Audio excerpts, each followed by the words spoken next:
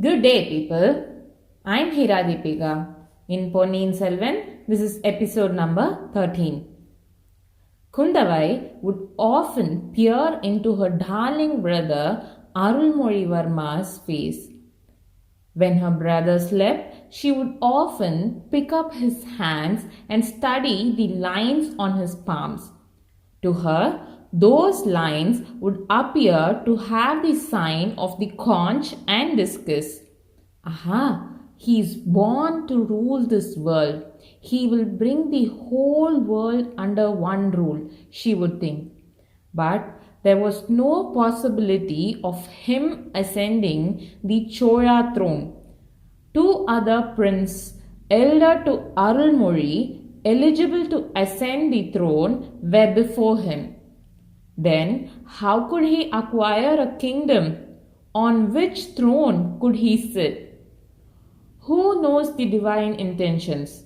The world is big. Several kingdoms and territories exist on this earth.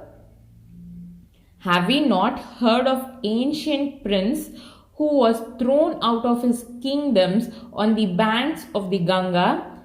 Did he not sail the seas to reach Lanka and establish a mighty nation? Didn't his Singhala dynasty rule firmly in Lanka for over 1,000 years? Kundavai thought of such things constantly. In the end, she came to the conclusion that her younger brother was the appropriate commander to lead the Lankan campaign. She said, Thambi, my darling brother Arulmozhi, it will be difficult for me to part from you for even a second. However, the time has come for me to send you on your way. You must lead the Lankan campaign and leave for the island. Arulmozhi agreed joyously. He had waited for the day to escape from the life of luxury and the smothering love of the maids and queens in the palace. His beloved sister had now ordered him to do so. What other worry could he have? What other obstacle? If Kundavai had made up her mind, there was nothing that would not take place in the Chola nation. The emperor loved his beloved daughter to that extent and trusted her completely. Prince Arulmozhi was appointed the commander of the southern armies. He led his men into Lanka and conducted the campaign for some time. But the war would not end easily. There was a difference in his method of campaigning and that of others. Supplies and support requested by him did not come from his native land. Therefore, once, in the midst of all his endeavors, he came back to Tanjavur. He spoke to his father and arranged matters to his satisfaction. He prepared to depart for Lanka once again. Kundavai had arranged for several auspicious ceremonies at the main palace in Palayarai to bid farewell to her darling brother. When Arulmozhi stepped out, the victory drums in the palace courtyard boomed. Conches were blown, kettle drums beaten loudly. Cheering shouts rose sky high. All the royal ladies of the Chola clan blessed their beloved prince. They anointed his forehead with holy ashes and warding off evil eyes and sent him on his victorious journey. All the maids of honor in Kundavai's court stood on the palace steps carrying golden platters laden with a lighted lamp. These maids were no ordinary folk. They were from the famous noble families of the south. They had come to Palayarai considering it a great opportunity to serve the elder Prati, Sembian Madevi, and to become companions to Kundavai Prati. Vanadi, a daughter of the Kodumbalur chieftain, the younger lord of Velar, was one among them.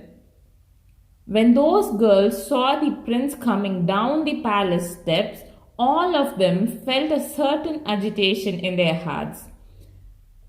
When the prince came closer, they waved their platters with a lighted lamp before him, that is, to ward off the evil eye. At that moment, Vanati felt her whole body shiver. The golden platter in her hands slipped and fell with a clang onto the ground. The thought, "Oh dear, what is this ill omen?" rose in everyone's mind. But when they saw that the wick burning bright even if the lamp had fallen, they felt it was after all a good omen. The elders assured them that it was a good sign. Prince Arulmozhi smiled at the girl who had dropped the plate for no apparent reason and continued his descent down the steps. As soon as he moved ahead, Vanadi fell down. She had fainted due to embarrassment. Upon the orders of Kundavai, the royal friends carried her into the palace. Kundavai hurried inside without even waiting to see her beloved brother mount his horse and depart. She went in to revive her friend. The prince wanted to know about Vanadi's state before he departed and so sent a footman to enquire. Kundavai sent word through him asking for Arulmozhi to come back for a minute. The brother, who had never crossed the commands of his sister, came to visit them. "Akka, who is this girl? What is her name?" he asked. "She is the daughter of the younger Lord Velar of Kodumbarur. Her name is Vanadi, of a timid disposition." "Oh, now I understand why she fainted. Was it not her father who led the earlier campaign to Lanka? Didn't he die in the battlefront over there? Perhaps she remembered that." "Maybe, but don't worry about her. I can look after her. I call you back to wish you well. Go to Lanka and come back victorious soon. Send me news as often as you can," said the younger Prati. "Fine, you to send me the news if anything happens here." By now, Vanati was regaining consciousness, perhaps due to the pleasant sound of Prince Arulmozhi's voice. Her eyelids opened softly. She was embarrassed upon seeing the princess behind her. She recalled everything that happened. "Oh, what have I done, Akka?" she asked in regret. Before Kundavai could reply, the prince intervened. "Don't worry about that, Vanadi. Anyone can make a mistake. You have every reason to be agitated. I was explaining it to my sister." Vanadi wondered if she was dreaming or if it was real. The prince, who never looked at any woman, was talking to her. "He is consoling me and cheering me up. Akka, my men are waiting. Permit me to leave. When you send me news from here, let me know how this girl feels. Look after this orphan girl carefully." He then departed. The other maids and companions were watching all these happenings from the windows and balconies. The flame of jealousy began to glow in their hearts. From that day onwards, Kundavai showered a special affection upon Vanadi. She kept her by her side constantly. She had her personal tutors teach her all the arts and learning she had learnt. She took Vanadi along wherever she went. She led her into the garden and spoke secrets to her. She shared all her dreams about her younger brother with her new friend. Vanadi listened to everything carefully. After the above incidents took place, Vanadi fell into fainting fits 4 or 5 times. Kundavai would revive her and comfort her. All these activities further enraged the other maidens in the palace. Therefore, was it not natural for those girls to talk in that fashion when the two friends had gone away in the chariot towards Kudandai? Kundavai had decided that Vanadi was the appropriate bride for her incomparable brother. But Vanadi had a weakness, which was she was timid. How could a girl who was to marry the bravest of brave warriors, who was to give birth to a son to rule the whole world, be so faint hearted? Kundavai wanted to change her timidity and make her brave and courageous. She had arranged for the deception with the stuffed crocodile for this very purpose. But the lady of Kodambalur passed the test easily. Upon returning from the house of the Kudandai astrologer, Kundavai and Vanadi climbed into their swan-shaped barge. The barge floated downstream for a short distance.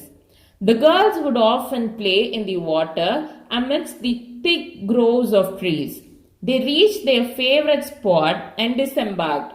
When everyone had climbed down, one of the girls screamed, "Crocodile, help!" She was pointing beyond the tree near which they were standing. All the other girls soon took up the cry and ran hither and thither. But Vanadi, who was usually of a frightened nature, did not show any signs of fear. She was not scared even upon seeing the horrible crocodile with its wide open jaws right next to her. Akka, the crocodile is powerful only when it is in the water. It has no strength when it is on land. Tell these girls not to be afraid, said Vanadi. You deceiving thief, this is not a live crocodile, it is a stuffed carcass. Someone has already told you that, said one of the other girls. I'm not afraid even if it is a really alive one. I'm only afraid of lizards and cockroaches. It was at this point that Vandiyadevan arrived there to save those royal ladies from the terrifying crocodile. He jumped off his horse and in one run threw his spear as he came rushing forward. When Vallavarayan heard the words of the lady who stood in front of the crocodile, his whole body became alert. His disappointment that she had not spoken to him earlier at the astrologer's house was now blown up. But that crocodile behind her, with its gaping jaws, somehow created an uneasiness in him.